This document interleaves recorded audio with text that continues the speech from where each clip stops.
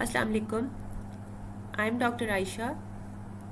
Our topic for today is cubital fossa.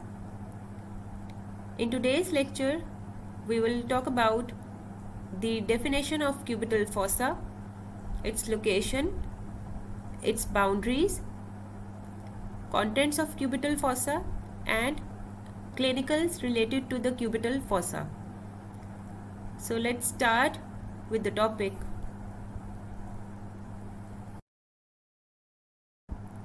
Talking about the definition of cubital fossa, it is a triangular space just in front of the elbow joint. This one. This triangular space or depression in front of the elbow is termed as cubital fossa. Deeply, it is a space filled with variable amount of fat just anterior to the most distal part of humerus and the elbow joint. This one. This space is termed as the cubital fossa. Talking about boundaries of the cubital fossa, as it is a triangular depression, it must have a base, this one, an apex, this one, and medial and lateral boundaries.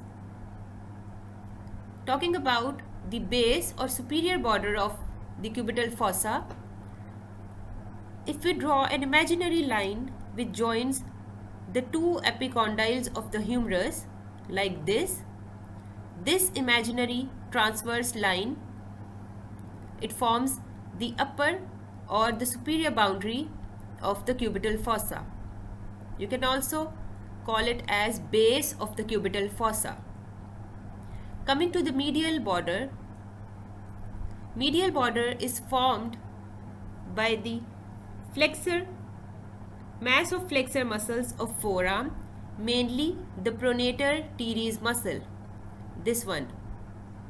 This blue colored muscle is the pronator teres muscle, which forms the mass of flexor muscles of the forearm. These are all the flexor muscles of the forearm. Coming to the lateral boundary of the cubital fossa, the lateral boundary is also formed by the mass of extensor muscles of forearm, mainly the brachioradialis muscle, this one. Then the apex of cubital fossa, as you can see here, it is directed downwards and is formed by the area where this brachioradialis, it crosses the pronator teres muscle like this. This point is the apex of cubital fossa.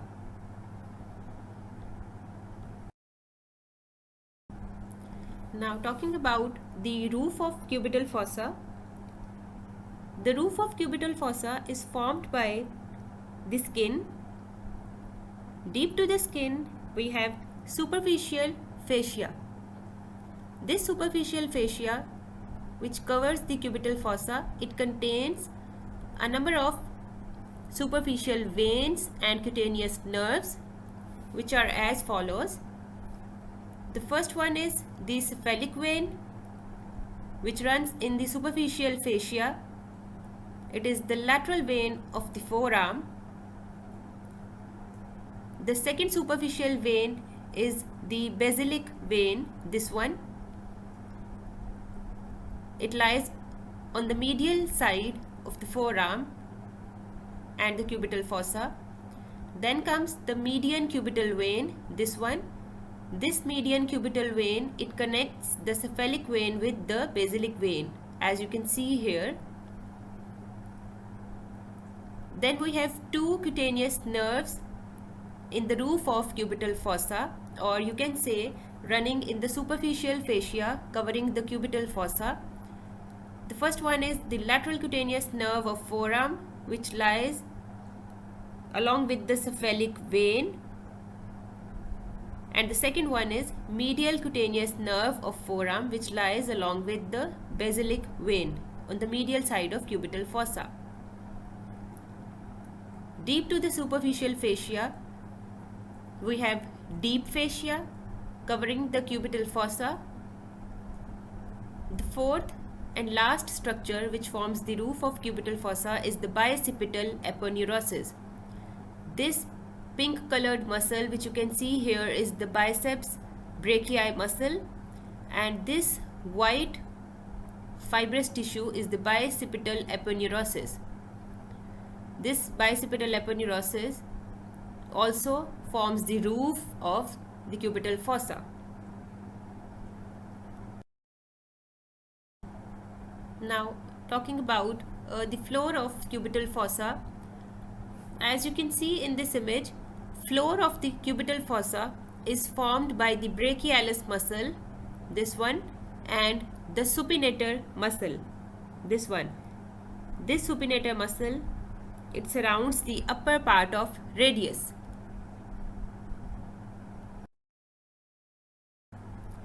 Now let's talk about the contents of cubital fossa.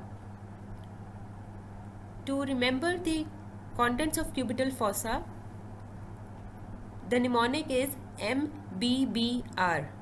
M stands for the median nerve, B stands for the brachial artery, second B stands for the biceps brachii muscle, and R stands for the radial nerve. Starting from medial to the lateral side, the contents are MBBR.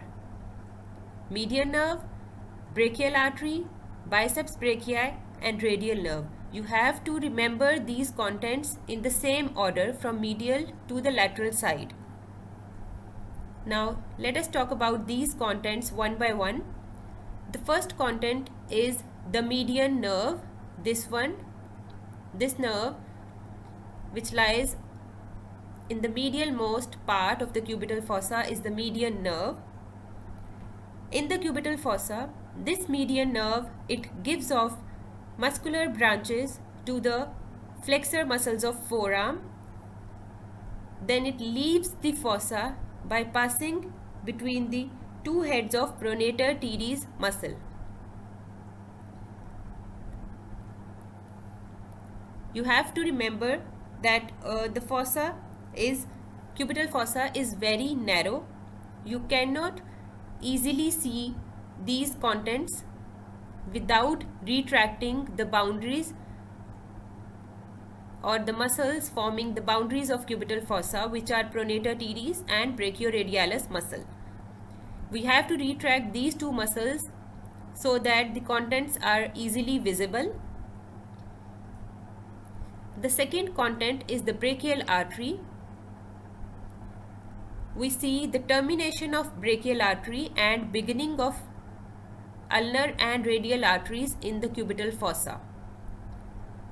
As you already know, the brachial artery ends at the level of cubital fossa and divides into two terminal branches, which are ulnar artery and the radial artery respectively.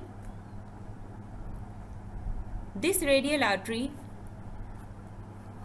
is a smaller branch of brachial artery and is more superficial than the ulnar artery. The ulnar artery is deep as compared to the radial artery. It runs downwards and medially like this and enters the forearm.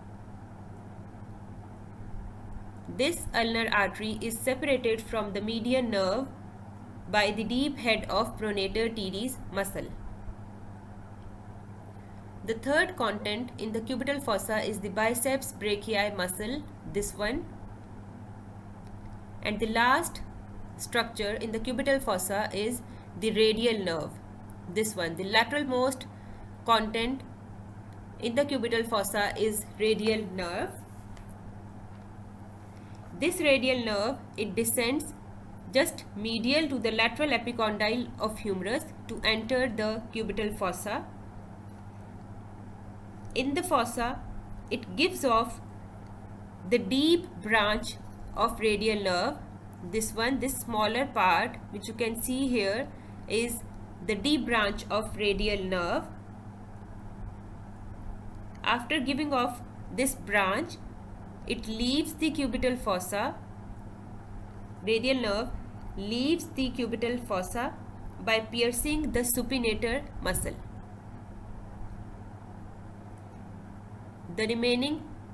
This remaining superficial branch of the radial nerve runs in front of the forearm like this. These were the contents of cubital fossa.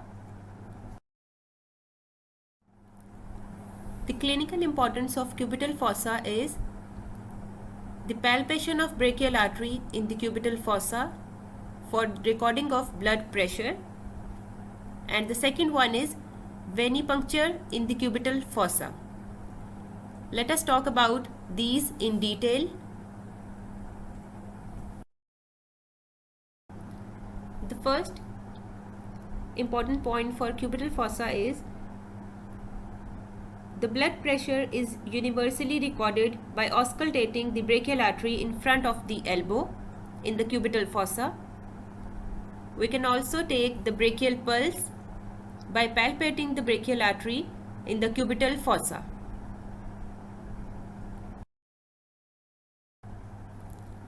Before starting our discussion on venipuncture in cubital fossa, we must know what venipuncture actually means. Venipuncture is basically the puncture of a vein as a part of a medical procedure, typically to withdraw a blood sample or for giving intravenous injections. You may also define it as a procedure in which a needle is inserted into the veins to take blood from a vein, usually for lab testing. For venipuncture, the cubital fossa is the common site for sampling and transfusion of blood and intravenous injections. Cubital fossa is a preferable site because of prominence and easy accessibility of veins at this site.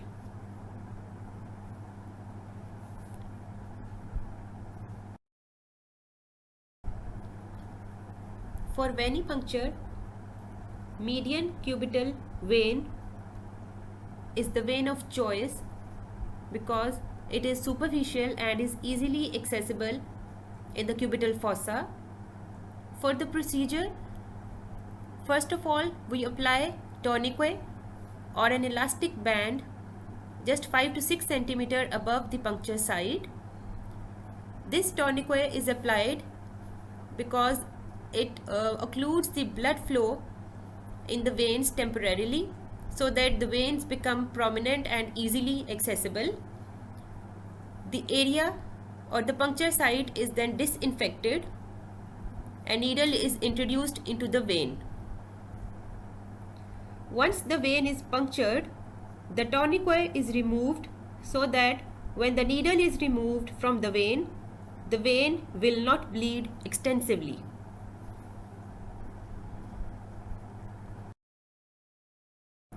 Here is an image showing the median cubital vein, this one, which is the vein of choice for venipuncture in the cubital fossa.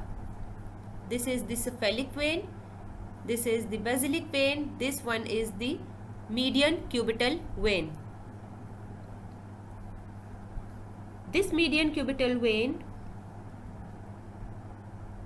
lies directly on the deep fascia, as you can see here, running diagonally from the cephalic vein of the forearm to the basilic vein of the arm. It connects cephalic vein of the forearm with the basilic vein of the arm. This median cubital vein, it crosses the bicipital aponeurosis. This white structure, this white fascia which you can see here is the bicipital aponeurosis. As you can see, this median cubital vein is crossing this bicipital aponeurosis, or you can say it lies superficial to the bicipital aponeurosis. This bicipital aponeurosis separates this median cubital vein from the underlying brachial artery and median nerve. So indirectly, this bicipital aponeurosis gives protection to some extent to the brachial artery and median nerve during venipuncture. When we puncture the median cubital vein, the brachial artery and median nerve are protected due to this bicipital aponeurosis. This median cubital vein is used for blood sampling, transfusion of blood, and intravenous injections. In addition to that, the median cubital vein is also a site for the introduction of cardiac catheters to secure blood samples from the great vessels and chambers of the heart. These veins may also be used for coronary angiography.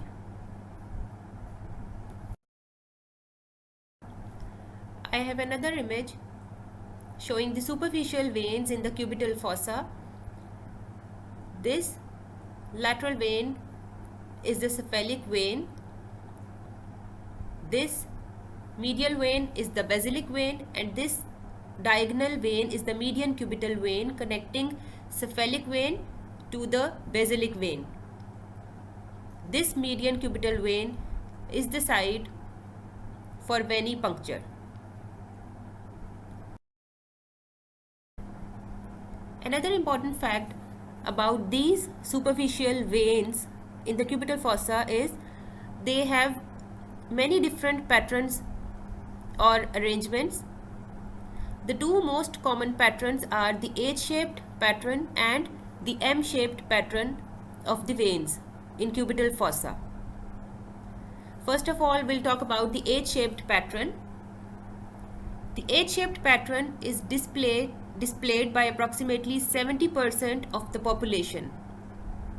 In H-shaped pattern, we have cephalic vein on the lateral side of the arm. This one is the cephalic vein, and we have basilic vein on the medial side of the arm. This one. And here is the median cubital vein, which is running diagonally and is connecting cephalic vein with the basilic vein. Hence, it is forming this H-shaped pattern. These are the two arms of the H. This is the line connecting these arms.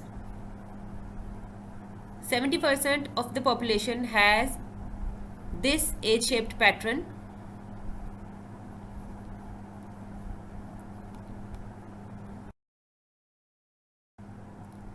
The second common pattern of these superficial veins is the M-shaped pattern. This M-shaped pattern is present in about 20 to 30% of the individuals. In this pattern, we have this median antebrachial vein in the center, the cephalic vein on the lateral side, and basilic vein on the medial side. As you can see, this small vein, it is named as median cephalic vein. This median cephalic vein, it connects the cephalic vein with the median antebrachial vein. And we have the median basilic vein, this one. This is connecting the basilic vein with the median antebrachial vein, thus completing the M-shaped pattern of the veins.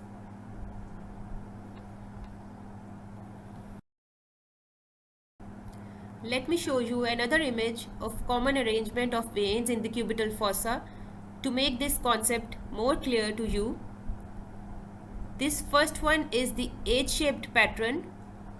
This is the cephalic vein, the lateral vein of the arm and forearm. This is the basilic vein, the medial vein of the forearm. These two arms of the H are connected together by the diagonal median cubital vein. This H-shaped pattern is present in about 70% of the population. Then we have the second pattern, which is the M-shaped pattern. This M-shaped pattern. In this M-shaped pattern, we have the cephalic vein on the lateral side, basilic vein on the medial side, and in the center we have a median vein of forearm. This cephalic vein is connected to the medial vein of forearm through median cephalic vein, this one, and basilic vein is also connected with this median vein of forearm through median basilic vein. This M-shaped pattern is present in about 20 to 30% of the individuals. You must remember these arrangements of superficial veins. They are very important from viva point of view and from the written point of view as well. That was all about the cubital fossa and its clinicals.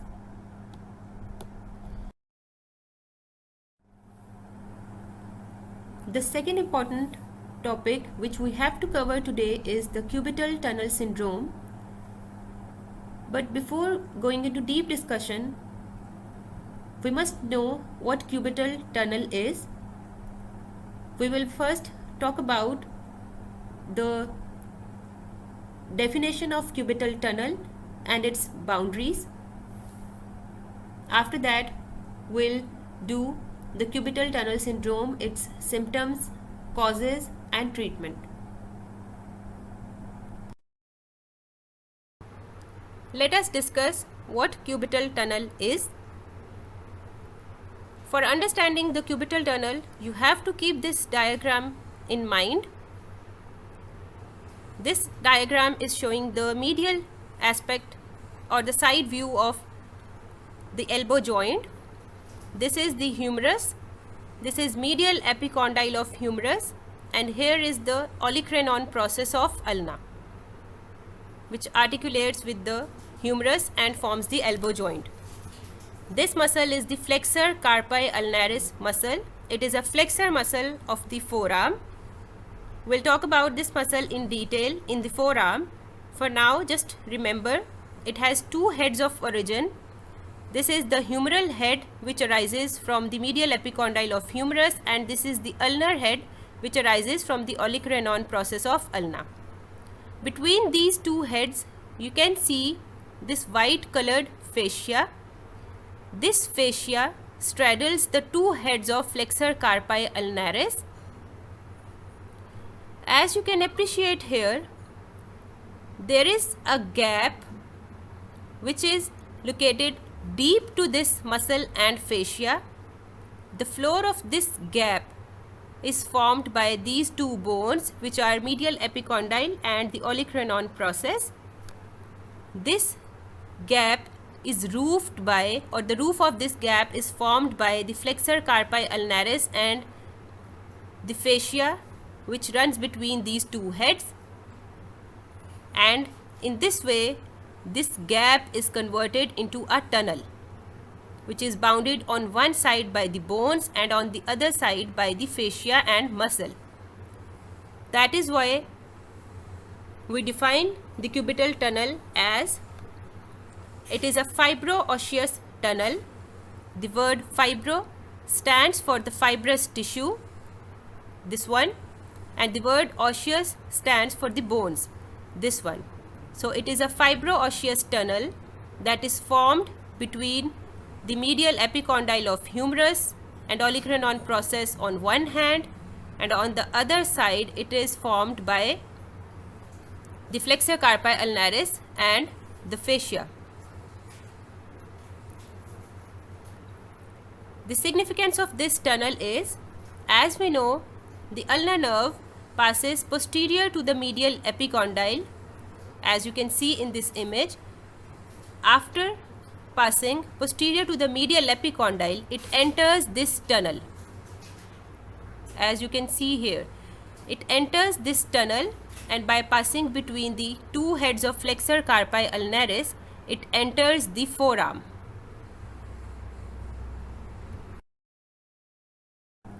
Here is another image showing the cubital tunnel. This is dorsomedial view of the elbow.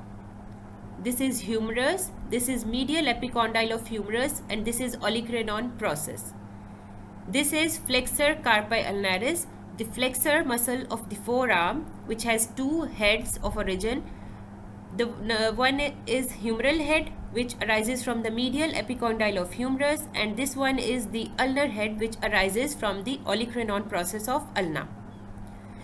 These two heads are joined together through a tough fascial band, this one, which forms the roof of the cubital tunnel. As you can appreciate in this picture, here is the gap just deep to this muscle and posterior to the medial epicondyle of humerus. Just posterior to medial epicondyle of humerus, there is a gap which is covered or which is bridged by this flexor carpi ulnaris and this fascia. Through this gap, ulnar nerve passes just behind the medial epicondyle of humerus. It enters this cubital tunnel between the two heads of flexor carpi ulnaris and enters the forearm. This is a very common site for ulnar nerve compression. Ulnar nerve can be injured at the level of medial epicondyle as it passes just posterior to the medial epicondyle. Ulnar nerve is superficial at this point. So it is vulnerable to injury at the medial epicondyle of humerus. In addition to that, the ulnar nerve can also be compressed in this cubital tunnel. The compression of ulnar nerve in this cubital tunnel is basically termed as the cubital tunnel syndrome.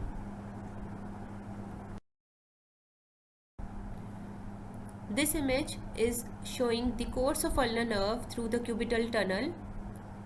As you know, the ulnar nerve passes posterior to the medial epicondyle like this and enters the cubital tunnel between the two heads of flexor carpi ulnaris. By passing between the two heads of flexor carpi ulnaris, it enters the forearm. As you can see here, this is a very narrow passage, very narrow tunnel. This ulnar nerve is vulnerable to get injured or compressed in this tunnel. The compression of ulnar nerve into the cubital tunnel is termed as the cubital tunnel syndrome. Now, what could be the causes of compression of ulnar nerve into this tunnel? It could be due to any reason. It may be related with the fracture of medial epicondyle of humerus. When the medial epicondyle is fractured, it can directly injure the ulnar nerve, or it can indirectly compress. It can exert pressure or stretching on the ulnar nerve within this cubital tunnel, leading to cubital tunnel syndrome. Another cause of this cubital tunnel syndrome is it is very common in individuals who have profession in which there is prolonged flexion of the forearm. The third cause is the congenital abnormality of the elbow, which is termed as cubitus valgus, in which the forearm is bent outwards. In these cases, the ulnar nerve may get compressed within the cubital tunnel, causing the cubital tunnel syndrome.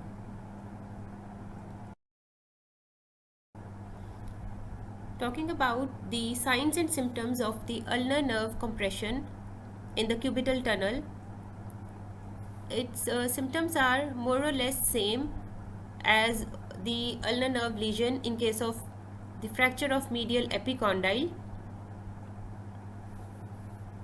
As the ulnar nerve is compressed at this side, as you can see, ulnar nerve is passing just behind the medial epicondyle.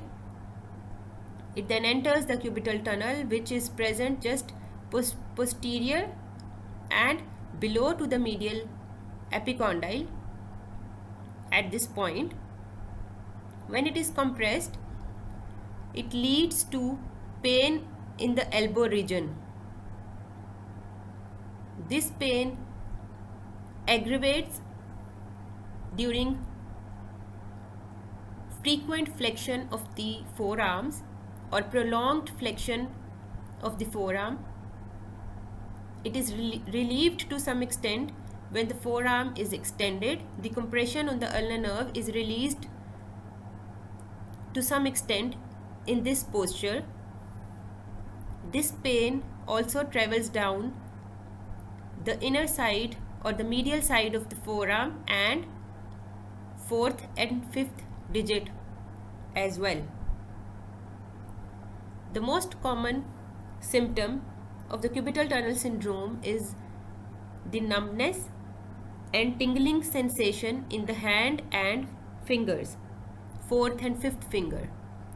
Tingling sensation is pins and needle sensation, which is felt due to nerve compressions.